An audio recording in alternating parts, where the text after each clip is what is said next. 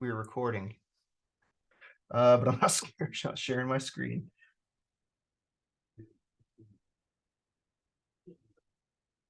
Here we go. We should be looking at the curriculum, which today is about linting, coding style, stuff like that. There's not much here. So I've found stuff that I want to talk about that has to do with linting, and y'all get to hear me get up on my soapbox.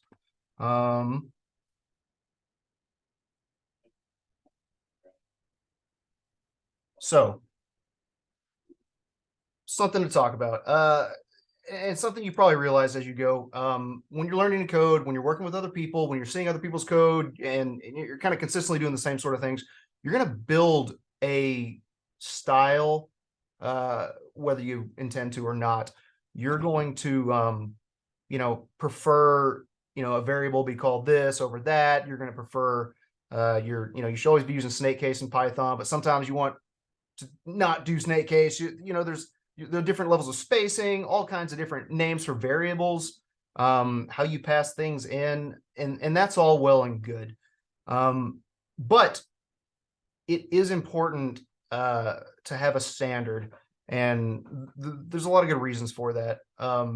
One, you should, if you write in Python, you are a Python coder, you should be able to walk up some other Python coder's code and read it, right? You shouldn't be completely confused or blown away by the way they set up their functions, and it should be pretty easy. I think most importantly is like convention helps us to not have bugs, but that's a little bit less of what we're going to be talking about here. But good convention, one of the purposes obviously is to not have bugs. If you've got bad spacing in Python, it's not going to run. But we're getting into a little bit more nitty gritty with that. Here, one thing to talk about is readability, and that changes as you get further into not only just this career, this this space, but even like getting into specific languages. Ruby and Python, oftentimes, if you don't know any better, you could step back and say like, oh, this looks like Python when you're doing Ruby, and vice versa. But the convention of Ruby and the convention of Python, how you solve kind of simple things, the way you map stuff out, and others is kind of going to really change the more you use it.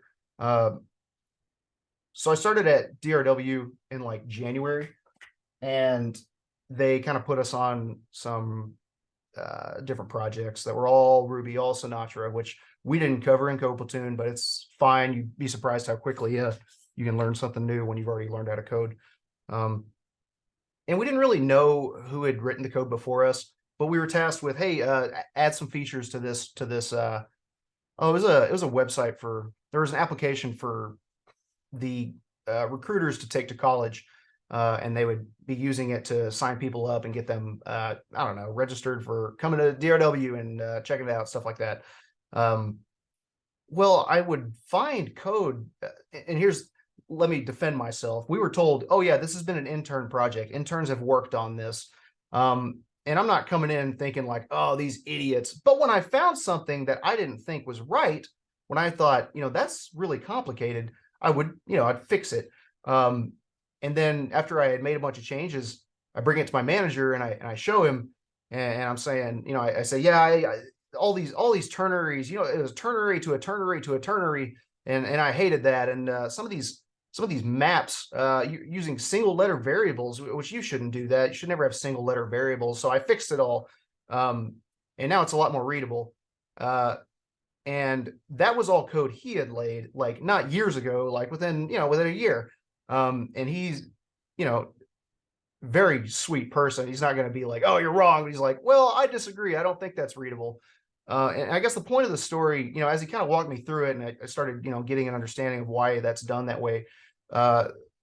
You learning a language for 1 month is not going to be the same readability as someone who's been doing it for, I think he had been 10, 13 years on Ruby. So he just had a different idea of what was conventional. I thought really simple, really, spelled out for you. Whereas he was like, that's really wordy, and that's actually not doing a good job of capturing what I'm trying to say in this function. So those kind of things will change. but also there's a standard we're going to enforce. For Python specifically, we have PEP 8, which you can see down here. Here's a style guide for it. And it is it's a style guide for Python. There's a lot of good stuff here. I would recommend you read through this. At one point, I spent quite a bit of time earlier yesterday kind of just thumbing through this, nodding my head to some, shaking my head to others, but ultimately I don't get to make the decisions on what is good and what is not good Python. The people that do are a lot better Python coders than me. Barry Warsaw helped write this. He's a project leader for Mailman, which is like the mailing list for the new mailing list, which is what was new stand for? I got to look that up. You'll see that more. Nick Coughlin was a core Python developer, still develops on Python, if I understand. And I don't know how to say his name. It's either Guido or Guido von Rossum, who is the creator of Python, and he wrote this document, so he gets to say more than I get to say. But we're coders. We're not gonna. I don't expect you to sit here and stare at this document while you're coding and kind of like, oh, am I exactly where I expect it to be? We have things called linters. Oh yeah. Also, JavaScript does have one of these as well. It's JS docs. I don't know who wrote this, but it's got good stuff here too. Just to see, does anyone know what a linter is, what linting is when I'm talking about that? You may have heard it. You may have seen it in VS Code. VS Code might say, hey, I see you're doing this. You want this plugin you don't understand? And most of you would say, yeah, I do, which is why I don't like VS Code, remember. But a linter, the definition of a linter, it's a static code analysis tool used to flag programming errors, bugs, stylistic errors, and suspicious constructs. So it is going to look for issues, but it's also going to look for could cause an issue or bad convention or just like, I don't know if that's the best way to do that, sort of things. They can be very helpful. Some would consider it a necessity for writing JavaScript because JavaScript is such a Wild West language. You kind of need something to be like, all right, seriously, you do need to kind of follow some rules here. So there's two, what is it? The JavaScript one, I believe, does it say it here? It is called ESLint. VS Code has plugins for it. I don't know if I'm going to use it or no, I've already got it installed. So I'm going to use the Python plugin, the VS Code plugin called PyLint. You can all install it if you want. Make sure you know how to disable it if you don't like it. I find it very noisy and I disagree with a lot of what it says. However, it does have some good points. The other thing we're going to use is actually the PyLint library. We're going to pip install PyLint and we're going to run it in real time. So it might not always agree with VS Code. You're probably going to rely more on VS Code telling you, you get an issue than you will running the, library every time. But you got to kind of figure out what you want to do with that. So let's show it. Oh, you can read through the curriculum. This is a decent example of the things I've been talking about. Does anyone have any questions up to this point about what linting is, why you should do it, or why it's a thing? We can give you a car example if you prefer car examples. But I'm going to show you what it is real time. I will do it now. So extensions, I have installed PyLint. You can install it as well. Just double checking. Yeah, this is installed. Cool. So this is going to do some things and they all annoy me, but they're handy. It's going to light up my code when there's an issue, and it'll have some little helper, button or text that'll say, hey, you got an issue. I wish I knew what this is. I need to Google that. But for now, so I went through all of y'all's assignments, and I was just kind of looking for something. So I found the absolute worst code in the class, and I'm going to pull it down, and we're all going to review it together. And this actually, I'm just kidding. That would be so freaking mean. Let's think about it. Instead, you've seen it before. I'm just going to run against some Python files. My freezer ice cream bit here. So looks good to me. Looks like good Python code. I don't have a problem with it. Is Pilot running right now? I really expected to be lighting this stuff up right now. Interesting. Well, let me check that out here in a sec.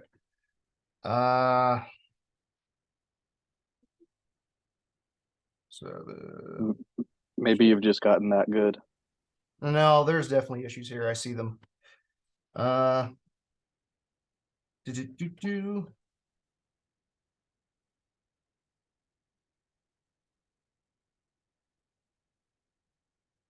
I ought to get it. Oh, what are you talking about?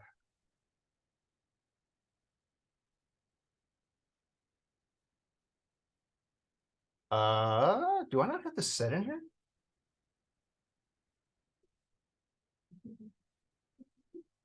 I really thought I did. I've got an alias set, sorry, but apparently I don't.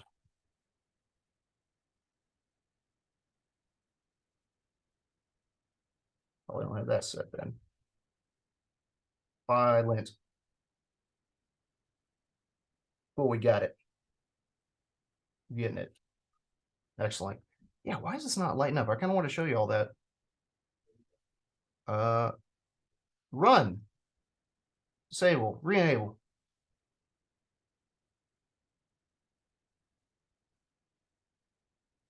Interesting. It's not like I'm not doing all that. It's okay. It's not part of the curriculum, so I'm not doing what I'm supposed to. Basically, it should be lighting up. I wonder why. Oh, why is this here? I'm not supposed to have that in here yet.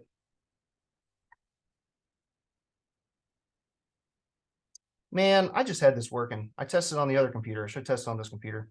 Anyways. Ooh. Okay, so the way this works, we have installed Pylint, so we now have. Is that too small? We now have type Pylint. It should point to my virtual environment. It sure does. This is all through here. It's within the virtual environment's binary files. We can just call it whenever we want. It's path. We good. So if I run Pylint on my beautiful, perfect Python file,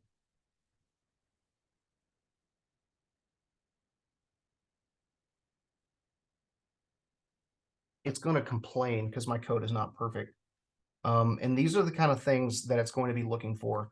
So we can kind of work through these. Pylint D is found. Excellent. I don't know what that's talking about. So here we are. We're in the module freezer. First thing here, freezer.py, line 7. Hey, you've got some trailing white space. I don't see any trailing white space, but yeah, it actually started right here. So we will get rid of that. Nope, didn't want to do that. Hit save. Just for giggles. Oh, by the way, it grades my code for me. This is a 4.71 out of 10. Doing the changes that it recommended, we're now at a 5.29 out of 10. So nearly a passing code level. But let's just keep working through these. Some of these are really easy to fix. Line 22, row 19. Where's that at? Oh, yep, there it is. I would have never seen that. There's ways to make these things kind of show up for you. I know you can do it in Vim. I'm sure you can do it in VS Code where instead of spaces and tabs, it'll actually give you like a triangle or like some kind of line or something or little diamonds, and you can see your spaces. So you can see that kind of stuff if you don't want to rely on your linter to catch it. Missing module doc string on line 1. Does anyone know what that is talking about? Can anyone guess what that's talking about? What's missing from all of my functions here? If you don't know, that's okay. Isn't a doc string like you're talking about what's in that file, like what that class is going to do, or yeah. Yeah, exactly. I found Pylint to not play really well with the class, but I'll show you what it kind of wants on one of these. Oh, and what is this? Is line 8? Is it grabbing about line 8 anywhere? Oh, remember I was saying, look how fancy I am. I'm so smart. I can do this all in one line. Line 8, 30, more than one statement on a single line. Don't do that. So get rid of that, pop it down here, save it. That should be happy. But what this is wanting is, I forget if it goes, yeah, I think it wants it on the inside. Some people really like this. You can decide if you like it or not. I'll tell you, doc strings like this can be really helpful for code that is very infrequently touched. It can be really good for libraries, I would say. If you find yourself digging into a library, you're really not trying to figure out every single file in that library. You'd like to kind of just figure out what each one is doing. And I'm not the best at my documentation, but I would do something like this. So I'm telling you what this function is. I'm going to say adds ice cream to inventory. Oh, what is that? Oh, don't do that. I don't like that. And then I would do something probably a little bit more useful. So how do I want to call this? I forget what I had done. I would do something like expects. This is an ice cream. Remember, we talked about it. I'm not doing any error handling on this whatsoever. You don't know what ice cream is supposed to be by looking at this file, but if I got a doc string in here, it does. I'm going to say expects class ice cream. From you can even say where you expect it to come from, which wouldn't even be true, but we'll just do that. I think that's good enough for now. Let's rerun this, see where we're at.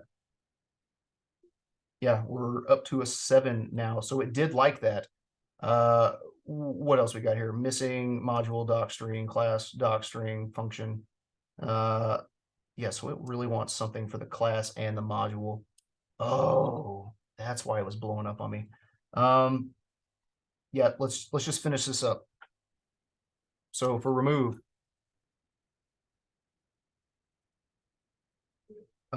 removes ice cream to inventory.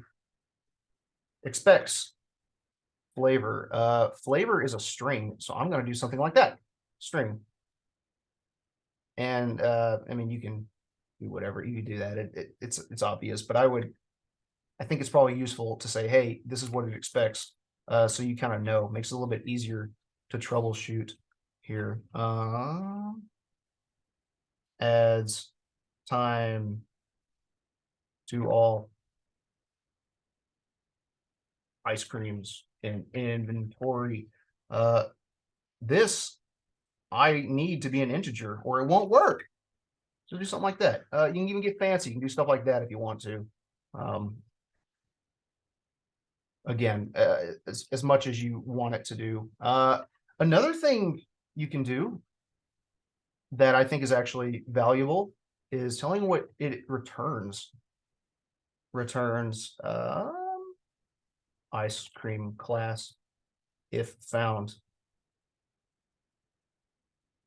Else returns string. No ice cream. We'll just say it returns string. So there, looking clean. You can really quickly look at my functions and get a good idea of what they're trying to do. Here's kind of a weird one. Using possibly undefined loop variable ice cream. This is where you're going to run into kind of disagreeing, I guess, a little bit. Now, there's probably a great reason why this is telling me I need to do this. I just don't 100%, agree with it. Or it's like, that's really broad, So what this is saying is, hey, you said, you set this variable here, but you've never used ice cream. It's like, well, yes, I have. I've used it here and I've used it here, but I haven't just used ice cream. So it's saying you've got an undefined loop variable called ice cream. We never use ice cream. We only refer to one of its values. So not super helpful. This would be helpful if I was looping through it. But if I was looping through it and I didn't expect to use it, I would I would probably do this. This is generally how you set a variable you don't intend to use in Python in a loop. But I'm going to go ahead and just say, yeah, all right, you know what? You're smarter than me. You win. Is this? No. Is this? Nope. Yes. Forget my shortcuts. So we're just going to say no ready ice cream. Yeah. So even though I'm not really using it, this somehow makes it happy. It didn't like that I'm returning nothing, that I'm returning this variable and I'm not actually calling it. This makes it happy. We can go into reasons as to why, but again, I think in this specific bit here, this is maybe not something that I 100% agree with. Lastly, it's talking to me about the module and the class. The file is the module, the class is the class. So this module contains the freezer class. Capitalize it.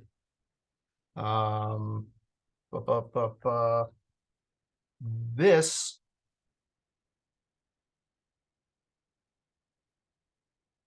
class. I mean, we could just do something like freezer.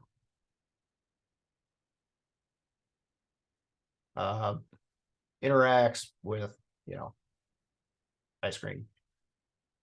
If I were to be, you know, real crazy with it, I might say, you know, I might list its functions out if I wanted to up here. I could probably do all of this work up here if I really wanted. There's maybe pertinent information with freezer, like I don't know, you know, like do not change capacity, things like that. Really, just whatever you find necessary for the next person needs to come to your code and figure out what it's doing quickly. Does that make it happy? Yeah. All right, cool. 10 out of 10. If I didn't agree with this, I do want to show you how to get out of doing what it tells you to do. And this will get, I really wish I could get it to display, and I'm not sure why. For every one of these, when it's working properly, and I'm sorry I'm not showing y'all how the plugin normally works. When it's working properly, you'll get a blue line under this. You know, when things are done wrong in VS Code, it'll show you, hey, what's this? This is a variable. What have you done there? You'll see a blue instead, at least on my screen, when there is a linter issue. And that's just saying, hey, you've got, it's going to pretty much say the same things here. It's going to say you got a missing class docstring. Click here for more information. It doesn't really give you that much information. So just copy and paste it into Google. Go check it out. But again, if you don't want to do something, where are we at? So we're in models right here. I can create this file here. So file nrc, this is going to be an invisible file, or by visible, hidden file that doesn't normally show up. See, I don't see it here, but yeah, it is definitely over here.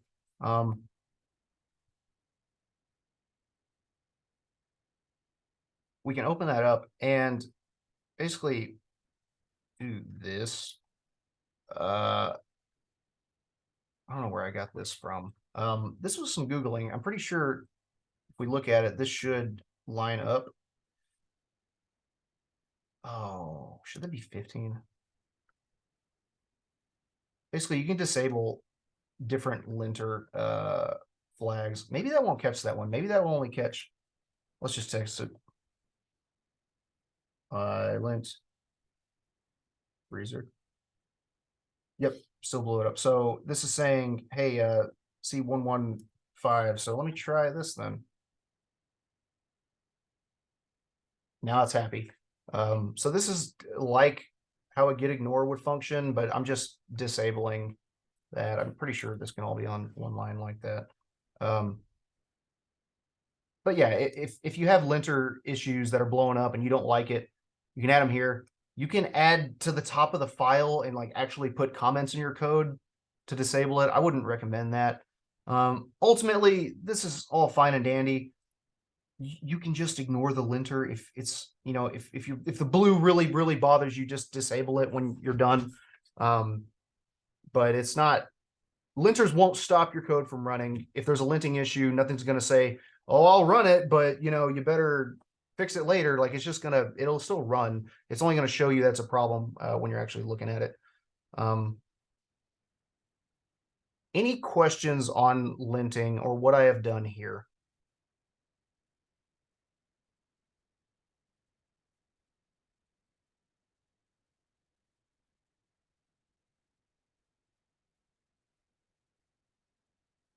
I don't care if you use a linter or not. It might make you better at coding. It might help you avoid issues in the future. It might help you become the person that says, well, actually, that's not right, which some of you might enjoy. I don't, I don't care. If there are no questions, I'm going to stop recording and point you towards your next assignment. Is this like a common practice? Like, are you expected to do this as a programmer, or is just more of a style and what you prefer, just to make sure you're doing good work? Yeah, I mean, I know for a fact that some companies will enforce the use of linters. When I first started coding, one of my a buddy I knew in Chicago before I lived in Chicago, actually, for that year or so, he was required by the bank to use a linter. Now they were using JavaScript, so they better be using linters and TypeScript and all the things that make it safe. But yeah, some companies will say, yeah, you have to run it through the linter. It has to pass. As far as, for your own benefit, that's for you to decide. I think objectively, it's probably a good thing to use. I wouldn't stress out and let it annoy the heck out of you, though. If you're really at this stage, you're learning so many different things at a time, and I am not a proponent of making you learn stuff that is going to inhibit the lecture, or sorry, the curriculum. Use linters are good. They're helpful. If you don't want to use them, just understand what they are and why people do use them, and keep in mind you may have to use them in the future. But basically, at that point, there may as well just be tests. People are sending you, hey, your code has to pass these tests. It's basically like running tests, except your code doesn't work any more efficiently when it's done, probably. Although I think linters probably can catch inefficiencies as well, so keep that in mind. If I was being like super, like, top of the game instructor, does everything right, yeah, use the linter. I don't use a linter. Any other questions?